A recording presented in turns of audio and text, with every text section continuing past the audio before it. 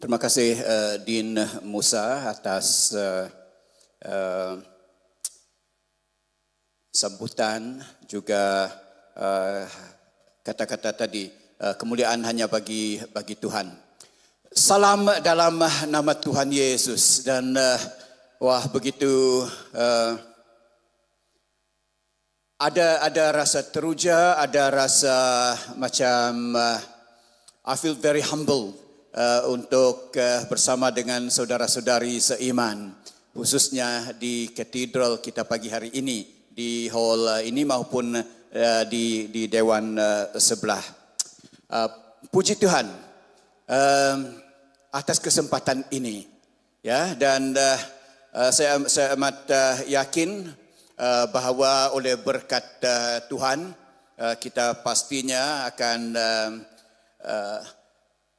bukan sebenarnya dilayani oleh perkongsian saya, akan tetapi perkongsian dari firman Tuhan sendiri, khususnya pagi hari ini epistola ataupun surat Paulus kepada rakan kita Filemon, ya, kawan kita Filemon. Dan untuk itu saya mohon kita sama-sama mohon dari Tuhan sendiri kuasa Roh Kudus Tuhan untuk menyertai kita, dan oleh pimpinan kuasa Roh Kudus layanannya kita pasti akan mendengar dari Tuhan sendiri. Ya, kita berdoa. Tuhan, sekali lagi kami mengucap syukur atas kebaikan Tuhan, anugerah-Mu Tuhan. Di hadirat-Mu kami penuh. Maka Tuhan, saat ini hamba-Mu mohon akan kekuasaan serta pimpinan Roh Kudus Tuhan untuk memimpin kami, membuka ruang hati kami, telinga rohani kami Tuhan, agar kami dapat mendengar dari Tuhan sendiri. Tuhan, kami membuka hati di hadirat Tuhan untuk menyambut dari Tuhan pesanan. Begitu juga akan firman-Mu agar ia hidup dalam kami Tuhan, agar kami hidup demi kemuliaan nama-Mu. Dalam nama Tuhan Yesus kami mengucap syukur dan berdoa. Amin.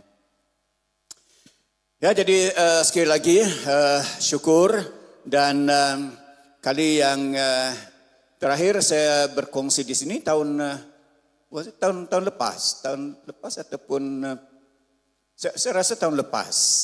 Ya, so it's good to be back. Orang kata it really is, dan melihat saudara-saudari yang begitu ramai. Dan hujung minggu ini, hari yang cukup bersejarah, dan kami dari Kuching serta juga yang dari Diocese of West Malaysia serta Singapura, kami amat bukan saja bersyukur, tetapi lebih dari menumpang gembira dan kesyukuran kerana pekerjaan baik Tuhan di diocese kita di Sabah ini, ya. Kerana petang nanti, mana yang kita sedia maklum dan telah dengar tadi, jam 4 nanti majlis pelancaran area dioceses di diocese kita ini.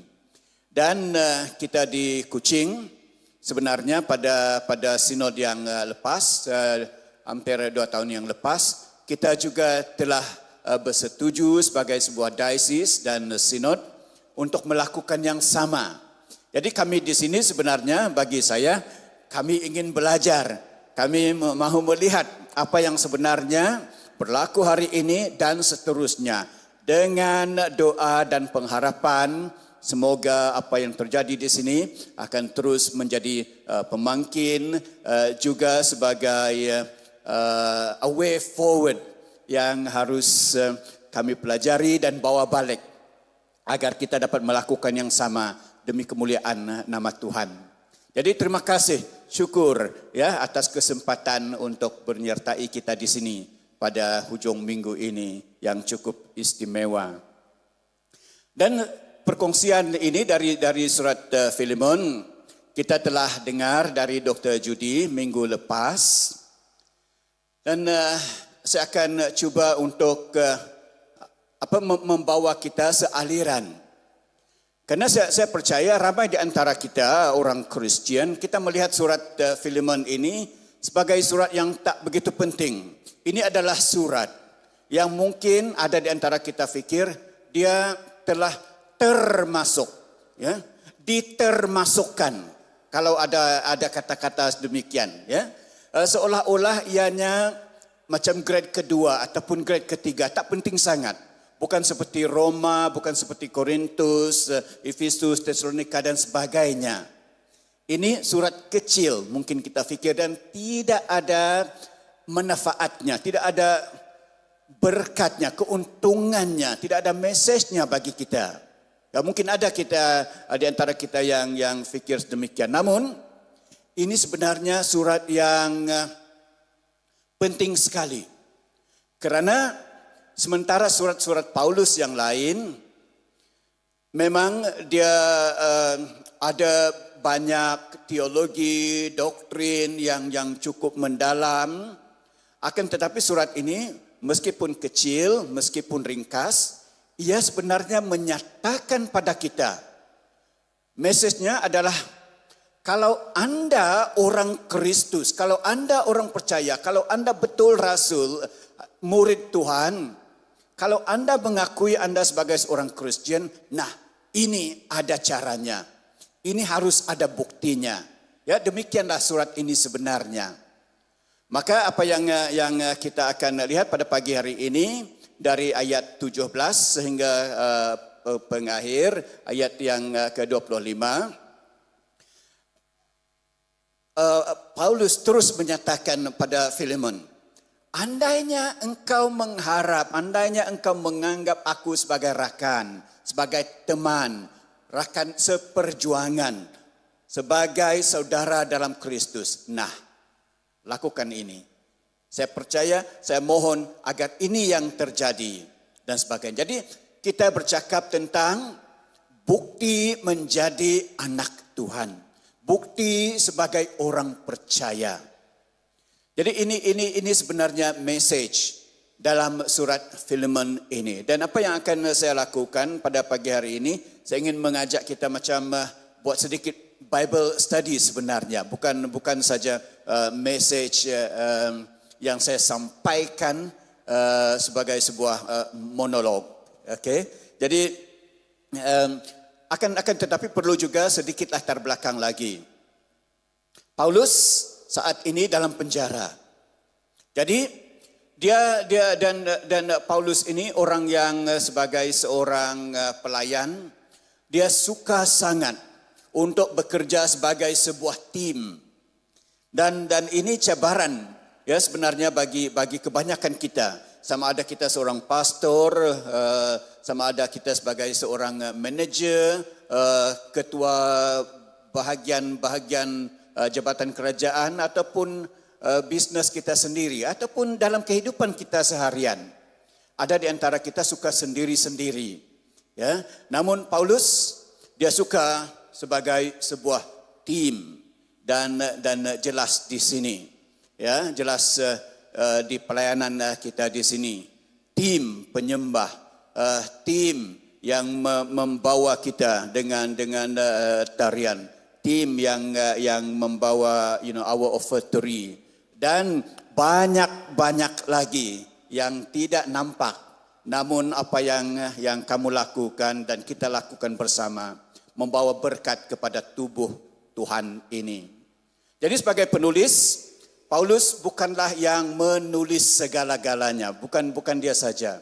Dan jelas dari ayat 1, dia ada kawan. Si penulis Timothy. Namun jelas juga bukan bermakna Paulus ini tak pandai menulis. Okay? Namun bagi saya Paulus dia berfikir, dia berdoa. Dan dalam doanya itu kata-kata firman ini ya dia sampaikan dan ditulis oleh si penulis Timotius ini. Jadi ini sedikit latar belakang mungkin sebagai tambahan kepada apa yang telah disampaikan minggu lepas. Onesimus, ya, bintang dalam cerita ini tadi, bukan bintang sebarang bintang. Dia sebenarnya seorang hamba. Wah, hamba Onesimus ini. Dan dia adalah hamba kepada Filemon, seorang yang cukup kaya raya, ya, orang yang cukup berkuasa, orang yang berpengaruh. Puji Tuhan, Filemon ini yang berkuasa, yang berpengaruh ini, dia orang yang kaya raya ini disentuh oleh Tuhan. Disentuh oleh Tuhan. Dan dia memberi dirinya sepenuhnya, termasuk ruang rumahnya. Maka Filemon, dia membuka house group, cell group dia. Setiap ruang rumahnya, kekayaannya, semuanya itu, masa dia dan sebagainya, dia beri untuk pelayanan Tuhan. Dia beri untuk pelayanan Tuhan.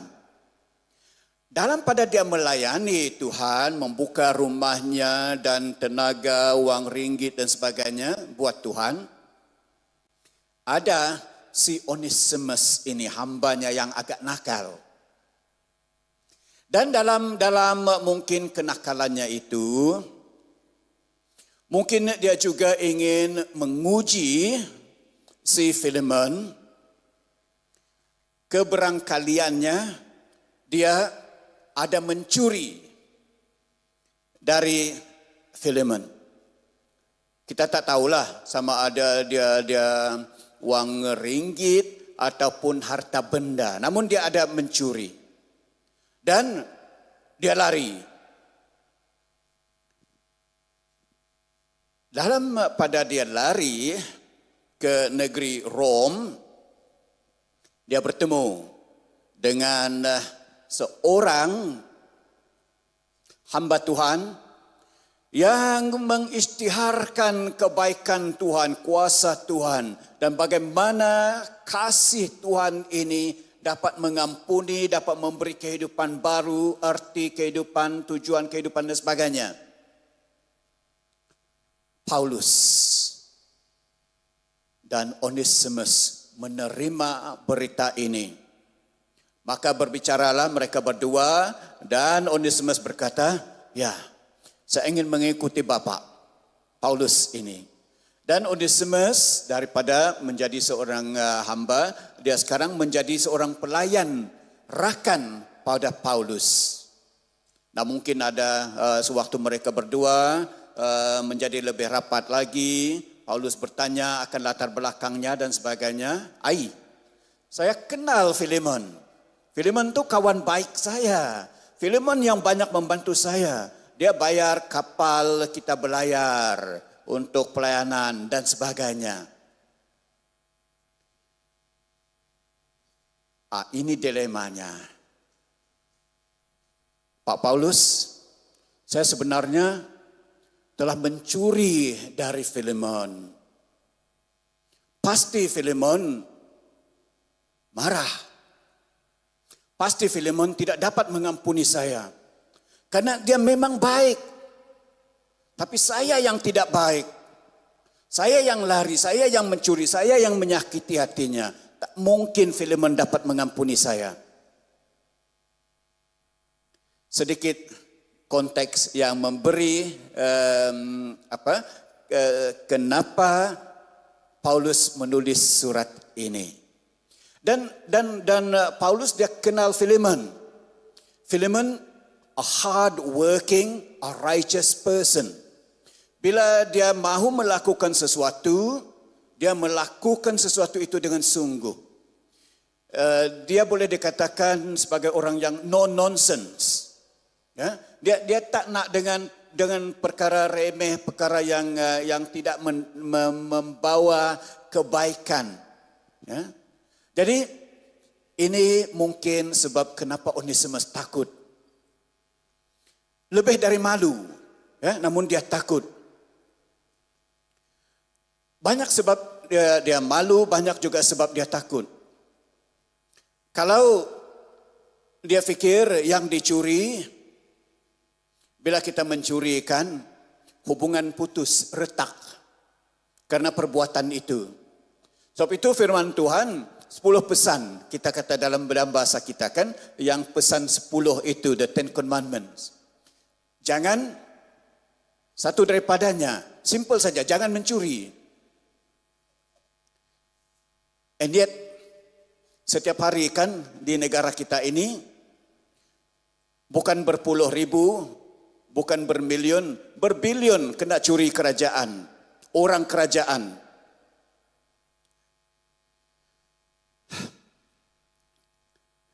Kita cerita lain hari tentang itu. Namun saudara-saudari, apa yang harus kulakukan, kata Onesimus. Sekarang aku percaya. Maka Paulus dalam doa menulis surat ini dan berkata pada Filemon, kalau engkau masih menganggapku sebagai rakan, ayat yang ke-17 ini. Kalau Anda masih menganggap aku sebagai saudara seiman. Nah, ini. Nah, apa sebenarnya message buat kita? Message-nya jelas untuk semua kita. Bukan saja kita yang kaya raya seperti Filemon ini. Namun setiap orang di kalangan kita, karena seringkali setiap orang di kalangan kita, kita menyalahguna kuasa kita, kedudukan kita. Kita menyalahguna apa jua pengaruh kita, our influence. Dari yang sehariannya. Kadang-kadang ada juga di antara kita sebagai bapa atau ibu mertua kan, kita menyalahguna kedudukan kita sebagai ibu mertua, bapak mertua. Kita memaksa, ataupun ibu bapa, ya, kita memaksa anak kita dengan pilihan kita.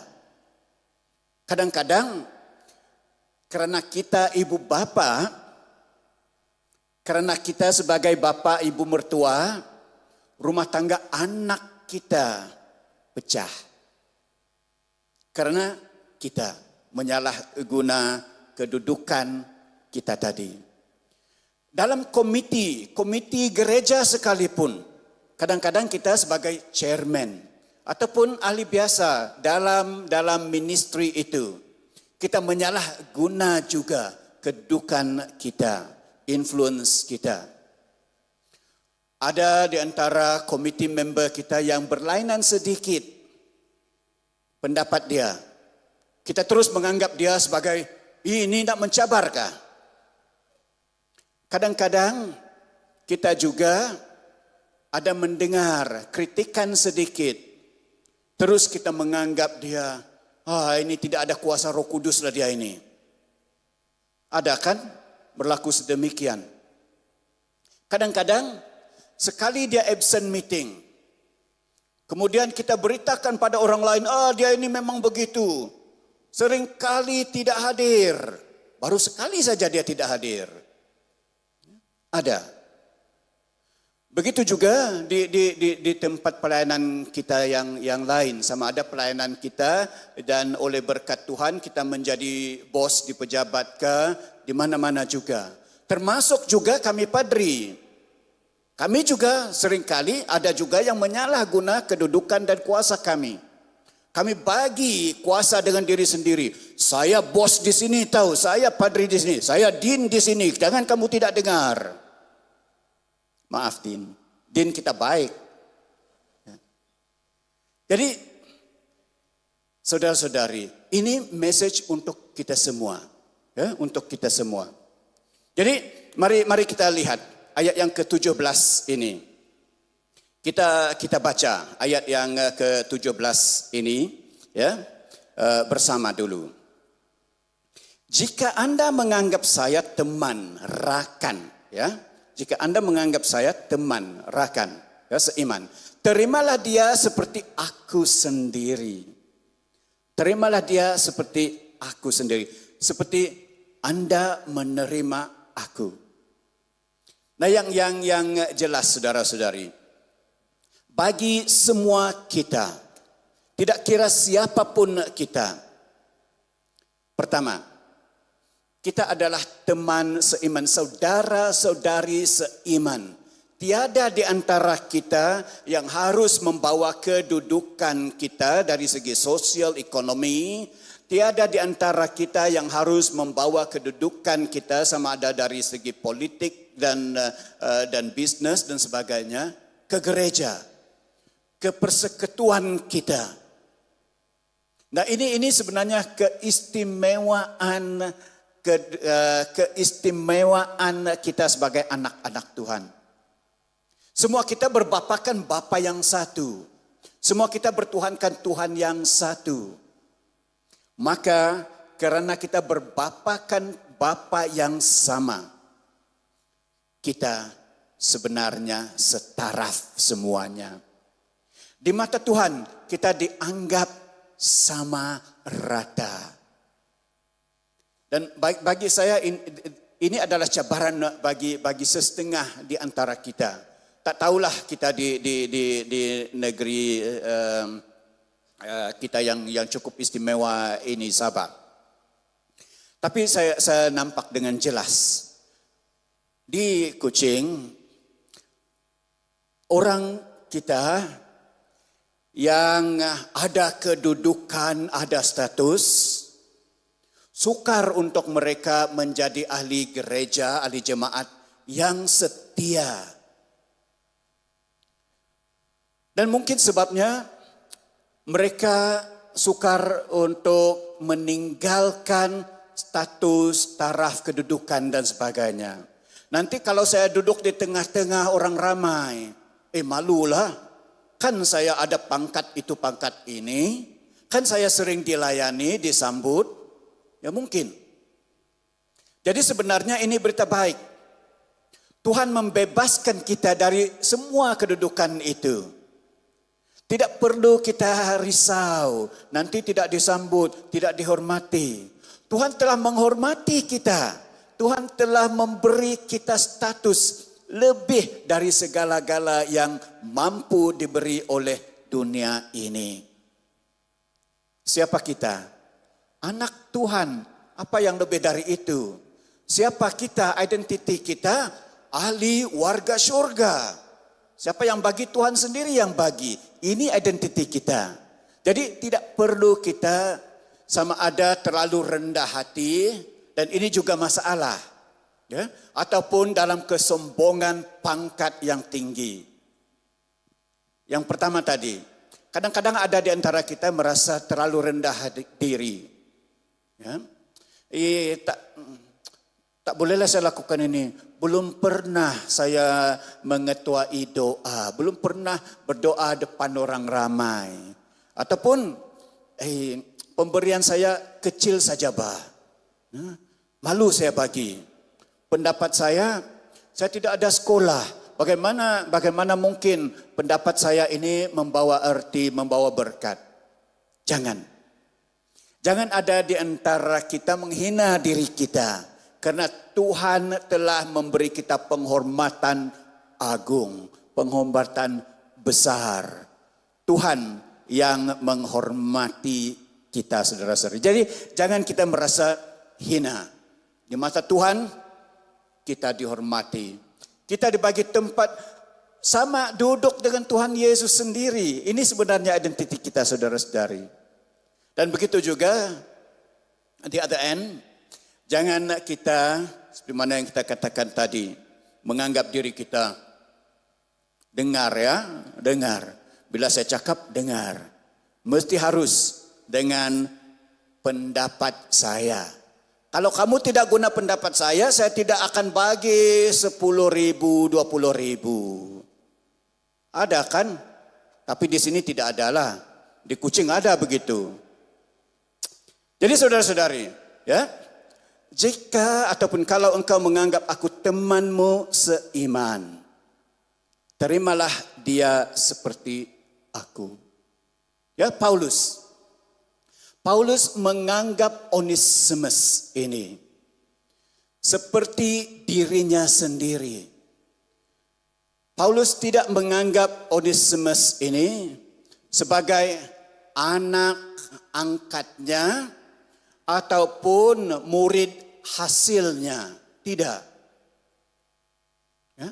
Kadang-kadang dalam pelayanan kita ada attitude yang begini.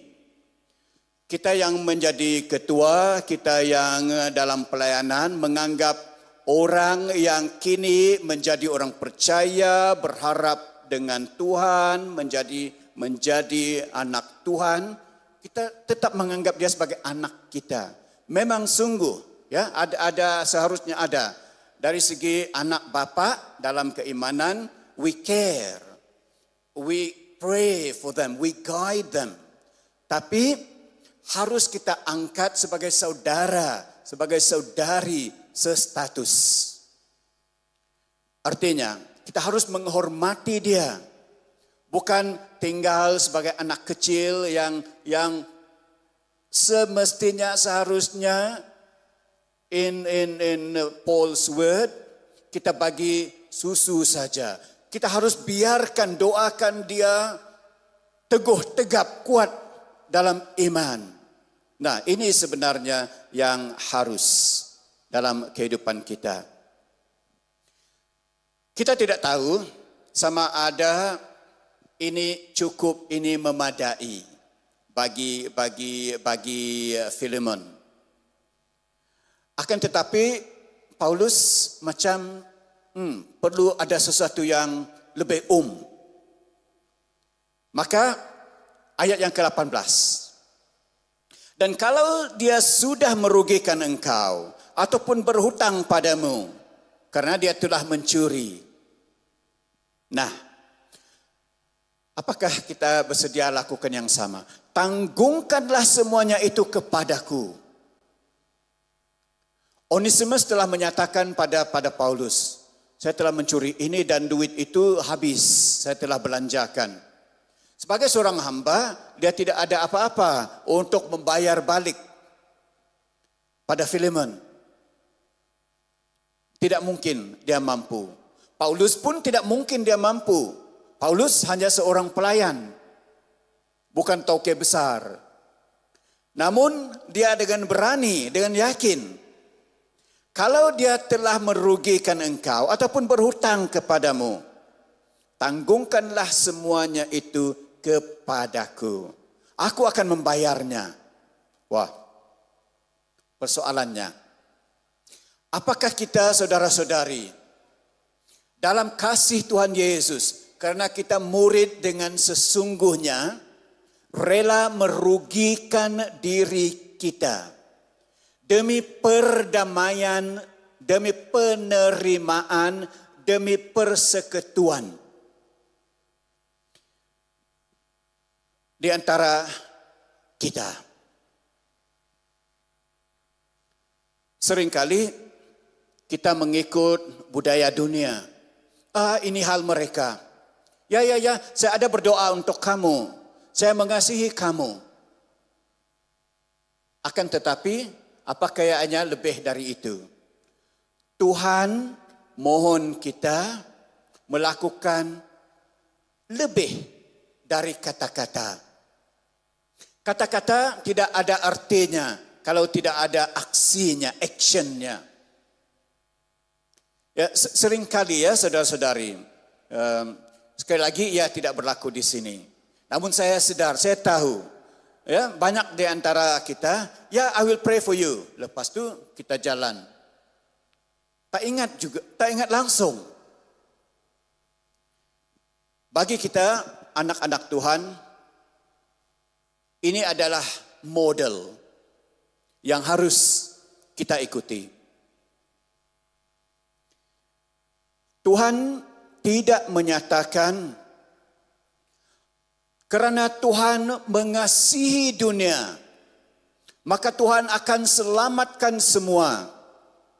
Tidak. Karena agungnya, besarnya kasih Tuhan, dia lakukan sesuatu. Dia mengutuskan anaknya. Ya, renungkanlah itu. Karena Tuhan yang agung ini sebenarnya dia mampu menyelamatkan kita tanpa anaknya mati. Dia Tuhan. Tidak perlu Tuhan Yesus mati. Tidak perlu. Dia Tuhan boleh menyelamatkan kita sebegini saja. Namun, dia mahu membuktikan pada kita agar dapat kita lihat dengan mata kepala kita, agar jelas bagi kita dalam kelemahan kita. Wow, ini betul-betul jelas buktinya. Tuhan Yesus mati kerana kebesaran kasih Tuhan ini. Dan begitu juga dengan kita. Bagaimana dalam kehidupan kita, dalam hubungan kita, pemberian kita, kesungguhan kita mengasihi. Paulus kata, biar saya tanggungnya, yakinlah saya tanggungnya. Ayat yang ke-19. Aku Paulus, dia tulis, menjaminkannya dengan tulisan tanganku sendiri. Aku akan membayar semuanya, ganti ruginya, interestnya, dan sebagainya. Aku akan bayar. Berapa yang kamu minta, aku akan bayar. Nah, ini sebenarnya kasih Tuhan terhadap kita. Ya ada cerita. Dia ini seorang raja. Dia seorang raja yang sungguh demi bangsanya, demi negaranya sendiri, dia melakukan yang terbaik dari segala hukuman dan sebagainya. Maka satu daripada hukumannya, perintahnya ialah, kalau ada yang mencuri, dia akan dihukum dan disebat. Dihukum 10 kali ganda dan disebat begitu juga, 10 kali sebatan. Dan sebatan ini bukan sebatan main-main. Maka terjadi kehilangan sesuatu dari istana. Dan mereka mencari siapa yang mencuri itu. Tidak didapati. Tidak lama kemudian berlaku sekali lagi. Barang kemas, emas, intan berlian hilang. Maka seluruh negara pergi mencari. Soldadu, askar, semua. Dan didapati ibunya, ibu raja ini. Dan ibu si raja ini dibawa ke hadapan raja ini. Dinyatakan pada raja, tuanku, kami dapati yang maha mulia ini, ibu raja sendiri. Si raja tidak menduga sama sekali. Orang ramai sebab menangis karena hukuman jelas. Apa yang harus raja lakukan? Raja ini a righteous king. Apa yang akan raja lakukan? Ditanya, tuanku, apakah perintah tuanku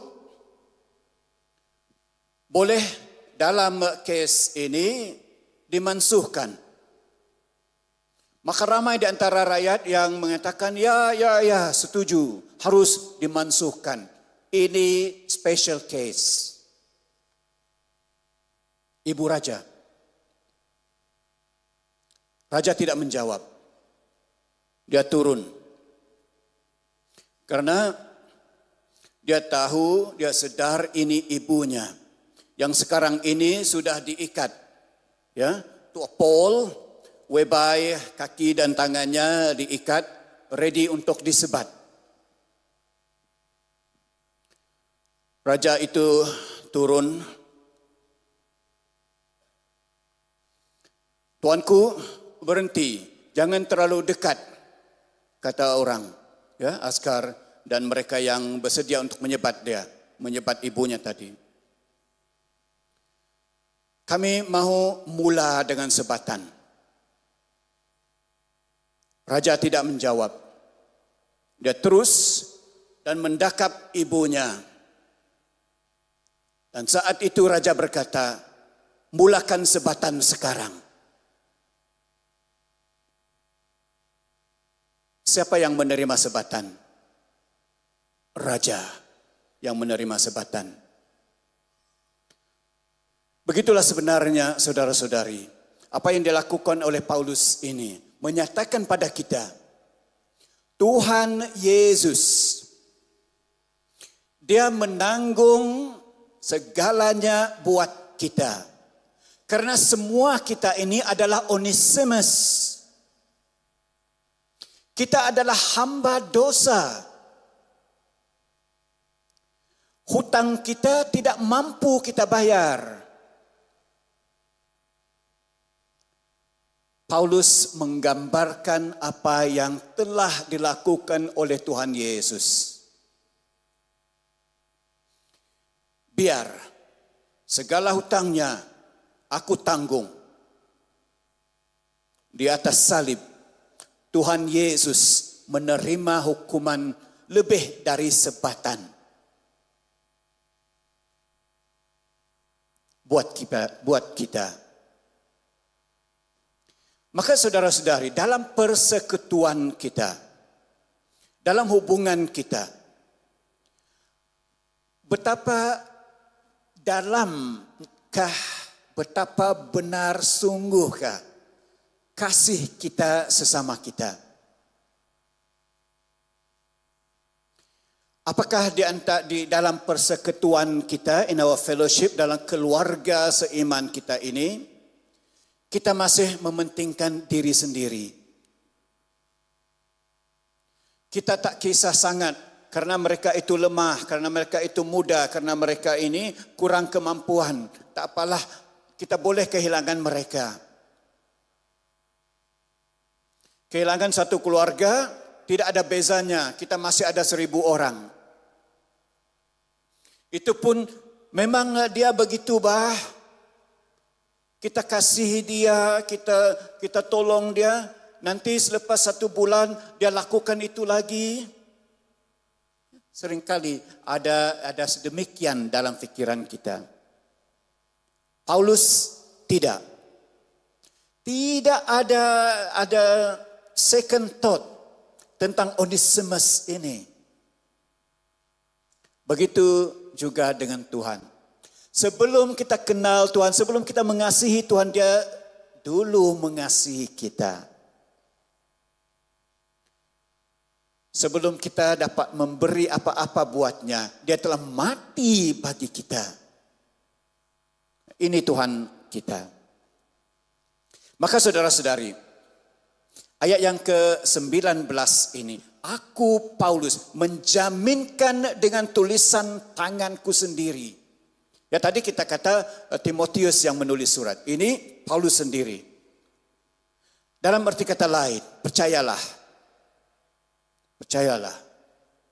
Lebih dari percayalah, dia memberi jaminan bahwa apa yang akan atau mungkin dilakukan oleh Filemon terhadap Onesimus, biar Filemon lakukan itu terhadapnya.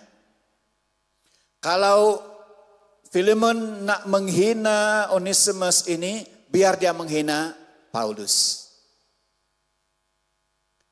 Nah, saudara-saudari, satu lagi perkara. Dalam pada Paulus melakukan ini, sebenarnya Paulus memperhambakan dirinya, merendahkan dirinya. Karena tadi kita kata, kadang-kadang kita sebagai ibu bapa, kita sebagai ibu bapa mertua, kadang-kadang kita sebagai ketua jabatan, kita tidak mampu, malu untuk merendahkan diri. Dalam persekutuan juga. Namun inilah yang harus ada pada kita. Karena Tuhan sendiri telah memperhambakan dirinya demi kita. Maka Paulus memberikan kita bukan bayangan. Paulus memberikan kita suatu cabaran. Ini harus kamu lakukan juga. Ini mesti kamu lakukan kalau sungguh kamu orang percaya. Ayat yang seterusnya. Ya saudaraku, ayat yang ke-20. Semoga engkau berguna bagiku dalam Tuhan. Sebenarnya Filemon sudah banyak berjasa membantu Paulus.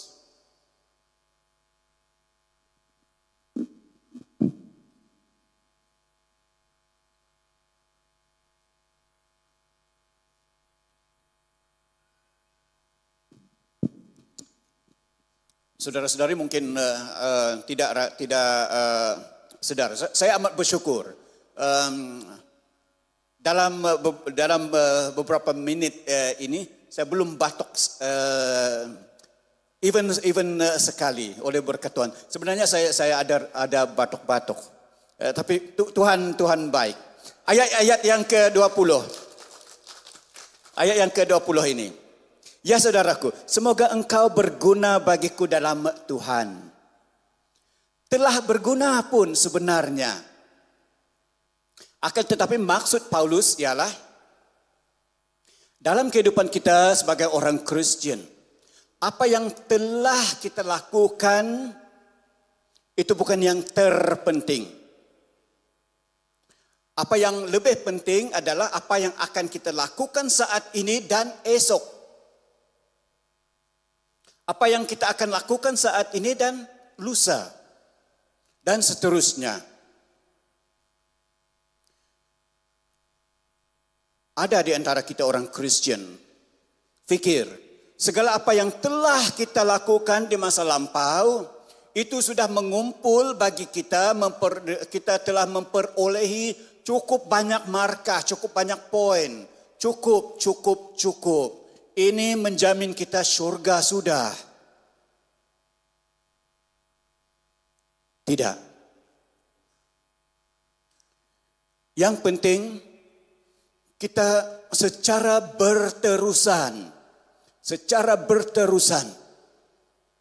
Taat, setia, terus memberi pengorbanan dan yang terbaik buat Tuhan dan buat sesama. Ini maksud Paulus di sini. Maka dia katakan, hiburkanlah hatiku dalam Kristus. Dengan engkau mengampuni Onesimus. Dengan engkau menerima Onesimus. Dan melaku dan menerima ini saat ini. Jangan sebut apa yang baik telah kamu lakukan dulu. Dengan Onesimus dan hamba-hambamu yang lain. Tak kira itu. Jadi saudara-saudari, harus kita fikir, ya, harus kita renung dan mengambil tindakan seterusnya. Karena yang penting bagi kita sebagai anak-anak Tuhan yang hidup, terus hidup demi kemuliaan Tuhan. Seharian, sepanjang kehidupan kita, sehingga Tuhan memanggil kita.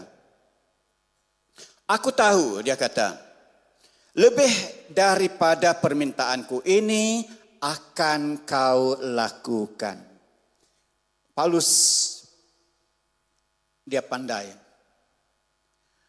Namun dalam konteks kita tidak harus pandai saja.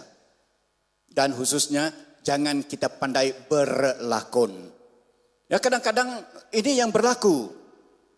Wah, elok, wah baik, wah manis semuanya. Ini bukan yang dimaksudkan oleh Paulus. Memuji kosong. Ya, tidak. Paulus dia tahu kasih Filemon yang sejati. Dia kenal sangat sudah Filemon. Namun dia tahu juga Filemon ini seorang manusia. Akan tetapi keyakinan Paulus ialah keimanan Filemon dalam Tuhan Yesus dan kuasa Tuhan yang bekerja. Meskipun dalam kelemahan Filemon yang mungkin ada. Nah, kadang-kadang kita percaya dengan diri kita. Dan bila kita percaya dengan diri kita tidak menggunakan kuasa Tuhan. Kita percaya dan buktinya ada, kita kata. Sudah terbukti segala pengorbananku, kasih sayangku, dan sebagainya. Namun sebenarnya saudara-saudari, yang haruslah kita lakukan adalah bergantung sepenuhnya dengan karunia, dengan anugerah, dengan kuasa Tuhan, Roh Kudus. Bila kita kata Paulus ini dia pandai, ayat yang ke-22. Walaupun dia yakin, Paulus juga mahu bukti. Paulus tidak ingin menyatakan, terimalah dia, dan mengharap Filemon menulis surat balik, ya saya terima Onesimus. Paulus kata, saya ingin melihat dengan mata kepala saya sendiri. Saya mahu datang. Ayat yang ke-22. Dalam pada itu bersedialah juga memberi tumpangan kepadaku. Sediakanlah bilik untukku. Saya ingin datang ke rumahmu dan bersekutu denganmu dan saudara kita Onesimus sebagai saudara seiman. Duduk semeja, makan semeja, sepinggan mungkin. Ya, mereka memang banyak kongsi makanan.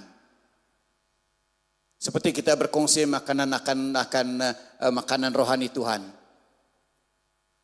Nah, saudara-saudari, Paulus ini menjelaskan pada kita, kasih kita biar ianya jelas dan terbukti. Jangan kita dalam kehidupan rohani kita, dalam kehidupan perjalanan kita sebagai anak-anak Tuhan, pandai berlakon. Karena memang senang untuk berlakon sebagai anak-anak Tuhan. Pagi hari Minggu, we dress nicely. Di gereja, we smile properly. Smile dengan hormat, kata-kata manis. Namun balik dari rumah, istri habis diterajang. Tidak adalah, kita di sini tidak ada. Anak-anak dianiayai. Tidak dipedulikan. Kita mementingkan, khususnya kita lelaki ya. Kita mementingkan kawan.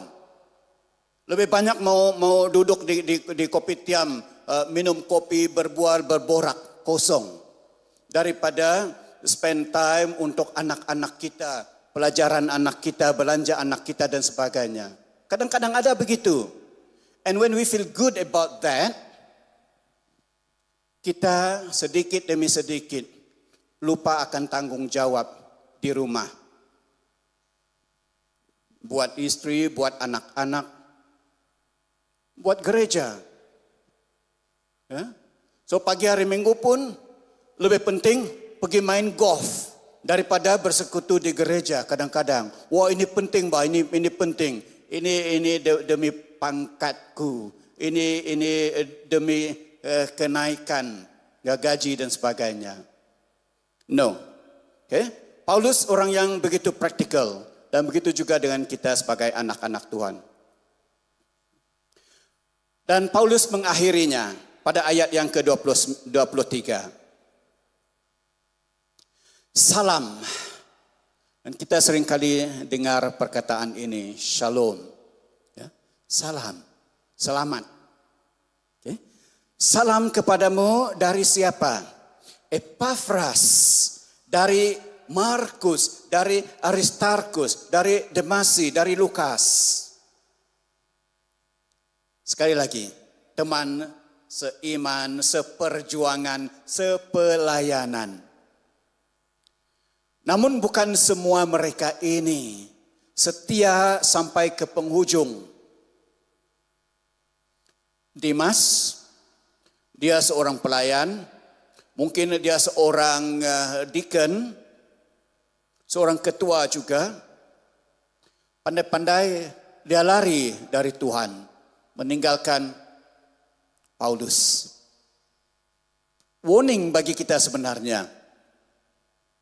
Mungkin ada di antara kita yang coba berbuat demikian. Kalau saya duduk di council gereja, kalau saya ada kedudukan dalam komite ini, ya saya akan turun, saya akan setia, saya akan memberi. Namun bila kita tidak dipilih, tak nampak di gereja. Kita meninggalkan. Ataupun ada cabaran sedikit. Dan biar saya mengakhiri dengan perkongsian pribadi ini. Kalau ada cabaran dalam kehidupan kita terus meninggalkan Tuhan. Semuanya, segalanya, nama Tuhan yang Almighty God, Allah Maha Kuasa itu tidak ada arti. Karena dalam kehidupan kita experience a little difficulty, a little challenge. Pada tahun 2022, saya rasa saat itu it was macam peak of my ministry juga, ya. Lambeth Conference, and I had a little part dalam preparation and one particular track. And sebelum itu memang melayani, khususnya di saat COVID, ya, banyak inisiatif yang kita ambil karena waktu itu cukup mencabar, ya. Bagaimana menjadi orang umat Tuhan, bagaimana untuk to keep that fellowship, karena kita tidak menyembah as a body secara physical. But God was good. Puji Tuhan, I must say I was so happy. Lambeth datang. Saat itu, saya dan istri menerima berita, kami sekeluarga menerima berita, anak kami yang bongsu ada kanser pula. Dan tumor dia besar sekali. Di dekat otak dia, di kepala dia. Dekat sangat dengan otaknya. Gelap rasa dunia. Tidak mungkin. Tuhan, Engkau Allah Maha Kuasa. Engkau Maha Pengasih. Dan Tuhan, saya telah setia Tuhan. Melayani Tuhan dengan sungguh. Kenapa ini berlaku Tuhan? Ada juga di pelusuk hati saya, Tuhan, Engkau bukan yang Maha Kuasa. Kasih-Mu sebenarnya bukan seperti mana yang Engkau nyatakan. Karena kalau sungguh Engkau Allah Maha Kuasa, Maha Pengasih, kalau Tuhan memahami saya, kenapa ini berlaku? Ini anak bongsu kami. Kami tahu bagaimana dia hidup. Dia setia dengan pelajarannya, keluar masuk, pergi kampus. Kalau dia keluar dengan kawan, pergi minum kopi kan, balik. Tidak perlu kami bagi ajar dengan dia setiap hari dan sebagainya. Dia tahu. But kenapa ini? Dan kami berdoa. Dan banyak dari doa-doa kami tidak dapat diakhiri dengan amin. Karena dalam kami mula berdoa, doa menjadi tangisan. Dan kami tidak tahu apa lagi nak nyatakan.